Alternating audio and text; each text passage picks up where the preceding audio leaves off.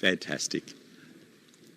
And Ingrid, we need you as well. Yes, come on. It's not wonderful to have an accompanist who you don't know whether you're going to be, what you're going to be getting, even a Hindemith sonata or something like that. You don't want that. Okay, please, just huge applause.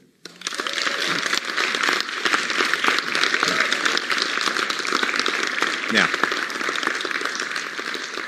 our two adjudicators, Bob and Brendan, are both wonderful, wonderful musicians and educators, and it's been such a joy to see them in the room together. So please give them a big applause.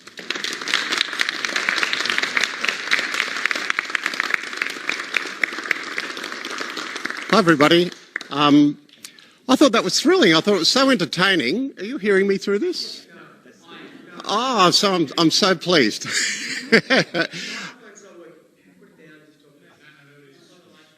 It is working, but it's not working to you people. So that's.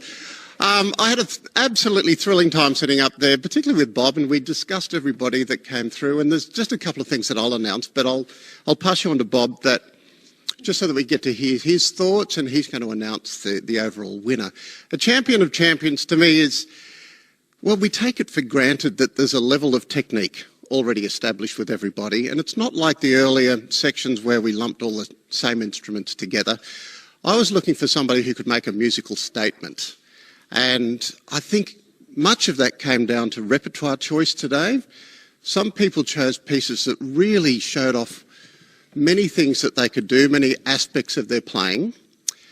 But at the same time, we had a couple who had rather limited pieces which didn't show everything that they could do. And I thought that was a bit of a shame, because it would have been lovely to hear some contrasting playing in what they presented. But today, I think we came down to the final two, and really what stuck out with those two people is they did make a musical statement.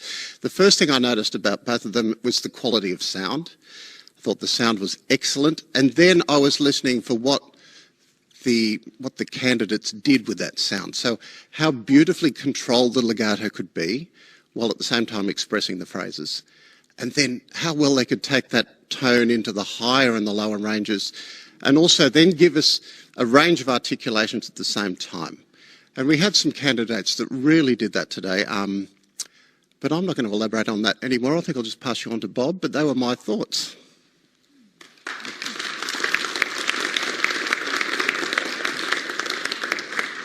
Yeah, and I concur with everything that you've said. It was quite nice to sit together there, and as each soloist played, we sort of talked about which one is in the lead so far. And by the time we got to the end, we had two that we thought was in the lead, and we discussed those two. But I just want to say, for all of you soloists that are here, congratulations for getting up there and doing what you did. It's amazing sometimes sitting behind that screen, you lose sight of the fact of how young these young players are. And I'm sure that if I'd been sat behind the screen, I would have thought that I was listening to mature players when they played, because it was really commendable. Every one of you is a winner. You're all champions of your own instruments. But I think when you play a solo, it was nice for me to see this time, because what you do without your instrument is important as well. The way you walk on, what you do in your bar's rest. We had one player started off, he went, and that made a statement, of course, to you musicians. It doesn't matter too much, but if my mum was here, who's not a musician, she would have thought, oh, that player's not very good, they're not very confident. So it's important for you to look confident, walk on and be confident, and in your bar's rest, smile and look confident, because what you do when you're not playing your instrument, for some people, for the presentation, is just as important as when you are actually playing. Anyway, we were just listening out for the playing, and as has been said, we listened out first and foremost for musicality. We take technique for granted, although there was one player, the tuba player, that your technique is amazing. And we were really knocked out with that.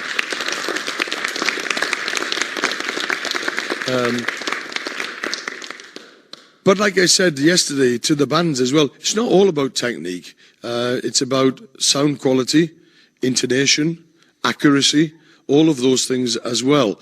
Like the euphonium player, that had a bit of, yeah, very good. You had a bit of everything in your performance. Lovely slow playing, a little bit of fast playing, good and solid intonation, lovely musicianship. We enjoyed that. The trombone player that played that Weber piece, where's he gone? There he is over there. Again, very impressive. Not from a technical point of view of like the Carnival of Venice, but very impressive musically, dynamically, from a phrasing point of view, intonationally. And you wonder if there were other musicians here, away from being brass players, who they would choose.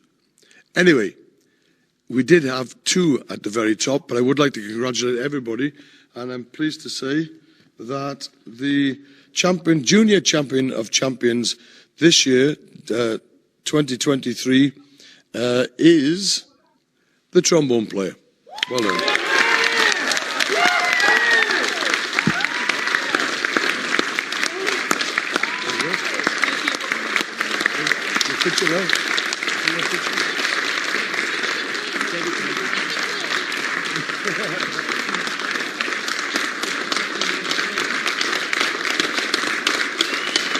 Well played.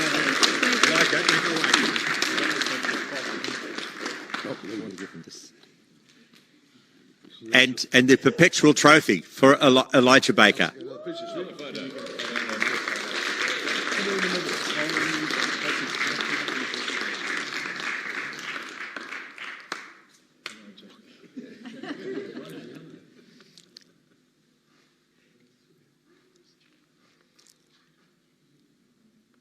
Fantastic. I'll get you to turn for the, and also turn for the live stream camera. Already done. Everyone, please, a round of applause for Elijah and a round of applause for all our soloists.